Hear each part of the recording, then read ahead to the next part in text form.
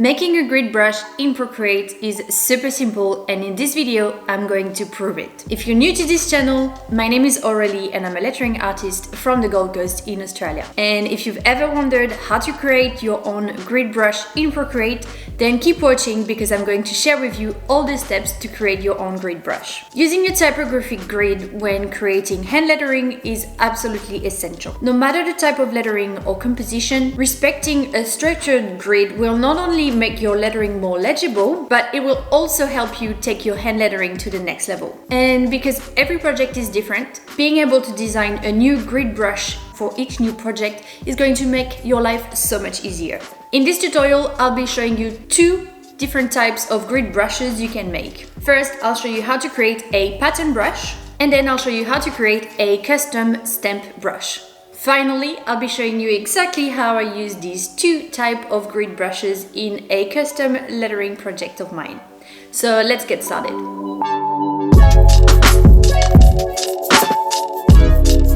A pattern brush is a brush that you can use to cover the entire background of your canvas. And today I'm going to show you how to make a dotted grid brush that looks like this. The first thing we're going to do is create a new canvas. So I'm going to click on the plus sign and I will make my canvas 3000 pixels by 3000 pixels. Next, we are going to change the background color. So click on your layers, background color, change it to black. Then go back to your layers and add a new layer on top. Then go into your actions button, click on canvas and activate the drawing guides. Now you want to click edit drawing guides. Make sure your guides are white so you can see them. You can change the opacity. I'm going to change mine to 80%.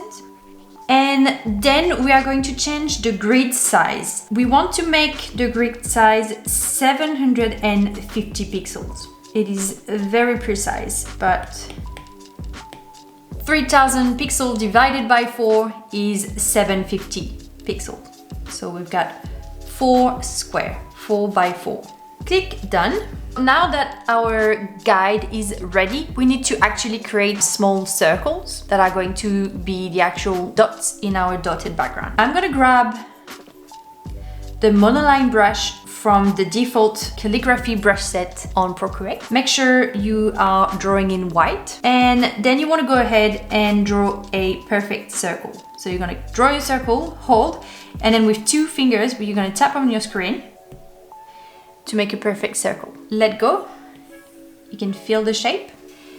And you can see here that your circle is not exactly centered on that intersection of your grid. So you're gonna use the selection tool. You can make sure the snapping is on, and then you want to place your circle exactly in the center.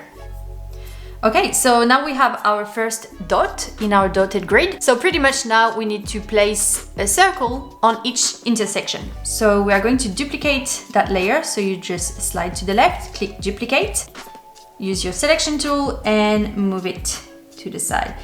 Here you should be able to just snap it in place. Make sure it looks correct. There you go. All right, so now you can merge these 2 layers. So you're gonna select both and pinch them together, and you can duplicate that layer one more time. Let's bring it down. Make sure it's right in the center. And let's go ahead and merge these 2 layers. Let's duplicate them, and then we can move it to the right. So if these 2 circles are cut in half, this is totally fine because the second half will appear on this side because it's a pattern. I'm just gonna select these 2 over here, click copy and paste, and then move them to the right, merge everything, and then I can simply just duplicate that whole line and move it up to here. This has to be very precise, otherwise it might not look perfect once you create a pattern. Let's merge this together, and now we just need one more. Drag it down, snap it, and we are ready. You should end up with something that looks like this. So the size of your circles is totally up to you. I would recommend to keep them fairly small because you don't want them to be too overwhelming when you create the pattern. All right, so now that you have something that looks like this and you are happy with the result, we are going to save this image as a JPEG. So let's click on the Actions button, Share, JPEG, and Save Image. Now that we have our background image, we're ready to create the new brush. So let's click on the brush library. And what we're going to do is duplicate an already existing brush. So you should all have a brush set called Textures in Procreate. It's one of the default brush sets. And there's a brush called Grid. So what we're going to do is click Duplicate. What I like to do as well is create a new folder. So if you slide all the way to the top and click the plus sign, you can create a new folder when you can put your own brushes. So I've already created mine and named it Grid Brushes. So I'm gonna click on this brush and drag it in my new folder and put it at the bottom. So now what I'm gonna do is click on this brush, and it's super simple. All you have to do is edit the grain. So click on Grain, and then you're gonna click Edit, Import, and from here, of course, you're going to import the image we've just saved. Okay, and it should look something like this. And you're simply going to click Done. Perfect. So here you can go ahead and start playing with your brush. And as you can see, it's not really behaving as a texture brush. So what we're going to do is scroll down and untick Offset Jitter. So at this stage, you're more than welcome to adjust the size of your texture. So you can simply adjust the scale here. I think I'm gonna keep mine about 22%. Let's have a look. You can always go back and edit. Click Done. And let's just create a new layer. Hide what we've done. I'm just gonna hide my drawing guide for now. And let's have a look. And that's it. Looks great. If you ever wanted to obviously change the size, you would click on the brush again, and you can make the scale of your brush a little bit smaller. Let's make it 16 and see what it looks like.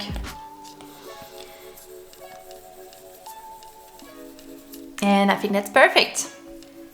Perfect to create some hand lettering.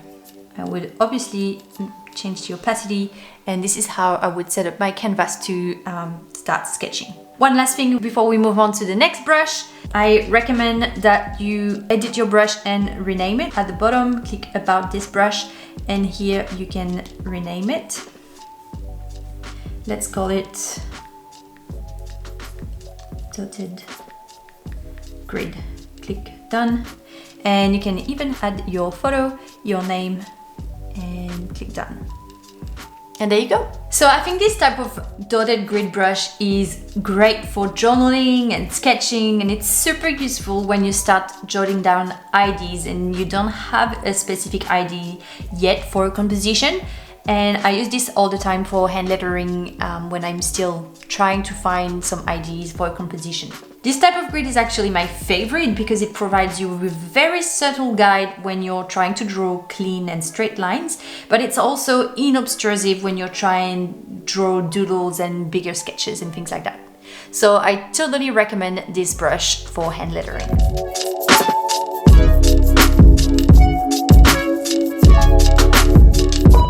Now let's make a stamp brush. Whenever you are drawing some hand lettering, you want to make sure that the words you are drawing are actually legible and easy to read. When you're trying to make sure that your words are legible, you need to consider not only the shape of each individual letter, but also their size, their slant, and their spacing, also known as kerning.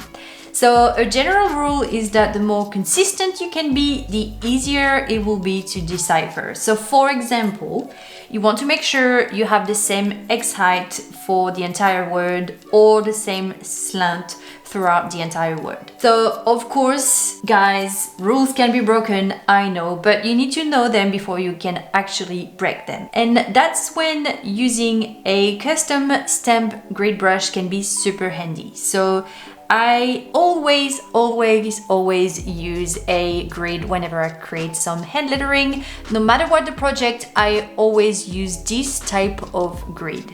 So this grid that I'm going to show you how to create is a typographic grid composed of 4 different lines, and these lines are the baseline, so this is where your letters sit, the X height, which is the height of your lowercase x, and you've got the ascender line and the descender line. So obviously guys, this type of grid will vary depending on your project, but just having some type of reference to start with is always very crucial. So let's go ahead and try and create one of those. I'm gonna go back to my gallery, create a new canvas. I'm gonna make it 3000 by 3000 pixels once again. I'm gonna change the background to black.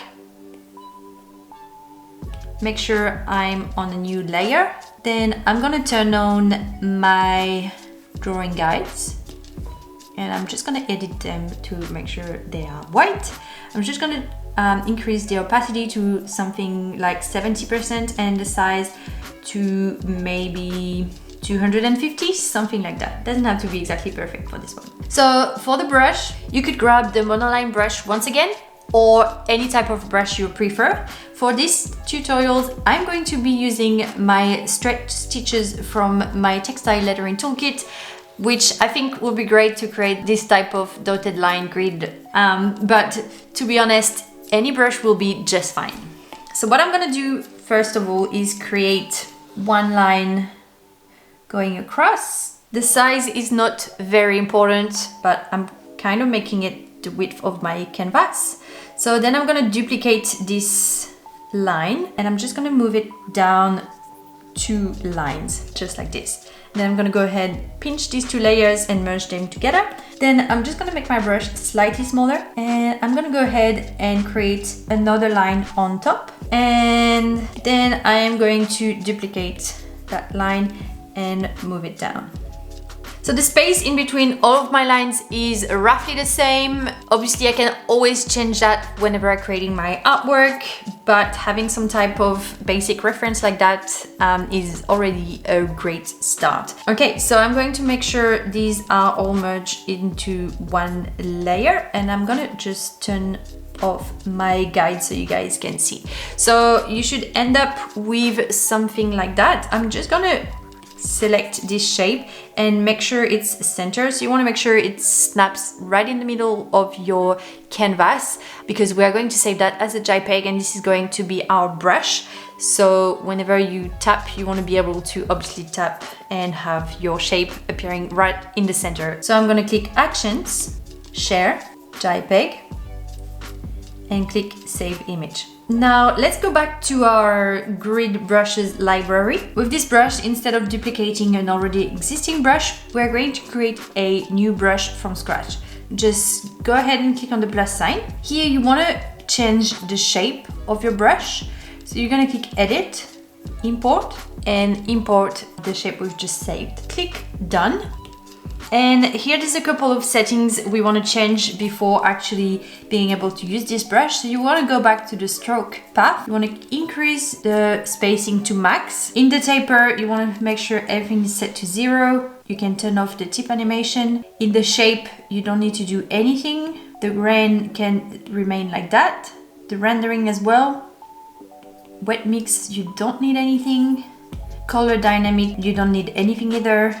Same with the dynamics, same with the Apple Pencil. You can set the tilt to 0 as well. And within the properties, there's a few things you want to do. So you want to turn on the use stamp preview. You also want to change the maximum size. And most importantly, you want to increase the minimum size. And you should be already able to see your shape. You want to change the minimum opacity and put it to the max. And you can go ahead and click Done, and let's have a look. And there you go. This is how you create your shape. So obviously guys, you can create any type of shape. So I have used this exact same method to create these shapes that you can find in my retro sign toolkit. So all of these shapes were created like that. Same with my textile shapes. Alright, so now let me show you how I use these two type of brushes in the lettering project.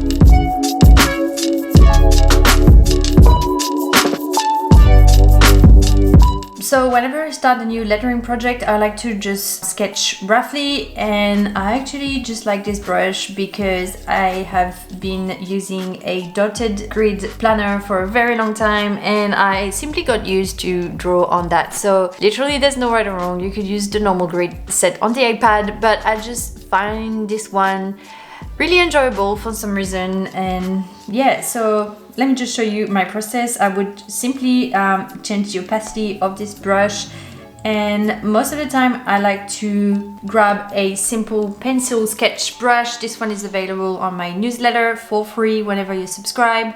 It's just a very simple HB pencil. I love it. Then I would simply go ahead and start drawing some rough ideas of a lettering piece that I would want to draw. This one I'm actually going to create for my cat.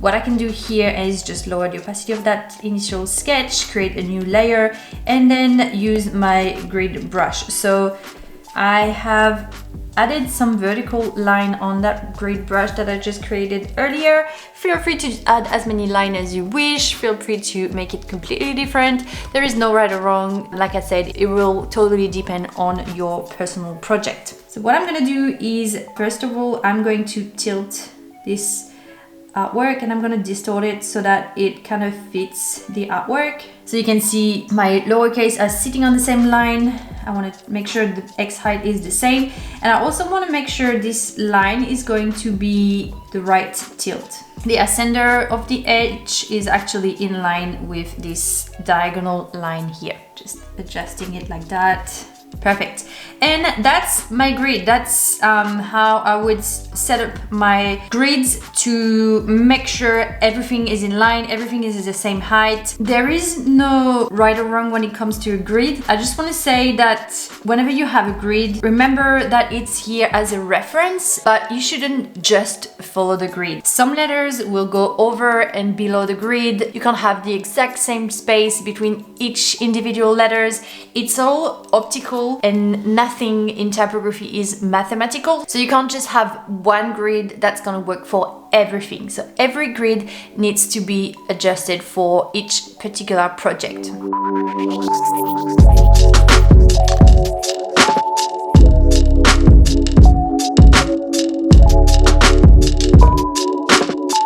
And after a bit of work and a bit of refinement, this is what it looks like. Obviously this would be for another video, which I promise you guys I will try and make, but pretty much you can see how I've used the grid for a custom lettering piece like this. And if you want to learn more with me, make sure to check out my online masterclasses on 3D letters, chalk lettering, and retro signs. You can also bundle and save by enrolling in the 3 courses at once. I hope you enjoyed this video, and of course, if you have any questions, don't hesitate to let me know in the comments. And remember that you can create any type of brushes using this exact same method. So any type of grid that you wish to create, you can use the same steps to create it. And of course, if you follow this tutorial, please make sure to tag me so I can see and share your work. Enjoy!